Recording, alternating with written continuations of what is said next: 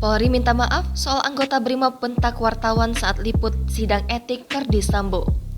Kadif Humas Mabes Polri, Irjen Dedi Prestio menyampaikan permohonan maaf kepada wartawan yang meliput sidang etik Polri terhadap Verdi Sambo pada Kamis 25 Agustus 2022, dilansir dari Tribun News. Sebagaimana diketahui, seorang anggota BRIMOB membentak wartawan agar tertib dalam meliput sidang etik Verdi Sambo di Gedung TNCC Polri, Jakarta pada Kamis kemarin. Setelah kejadian itu, Dedi meminta maaf kepada wartawan atas hal yang kurang berkenan dalam proses pelaksanaan sidang etik pada Jumat 26 Agustus 2022 dini hari.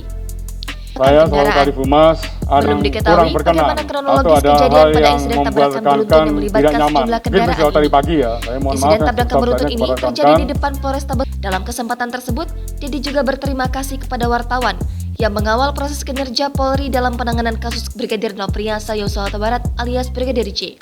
Saya juga mengucapkan terima kasih dan apresiasi yang tinggi-tingginya kepada rekan-rekan media yang mengawal proses kinerja dari tim sus yang sudah dibentuk oleh Bapak Kapolri.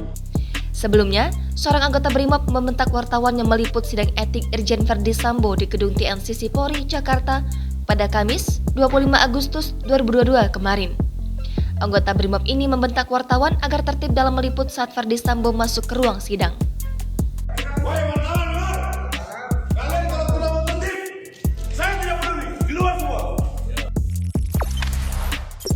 Jangan lupa subscribe, share, komen, dan like ya.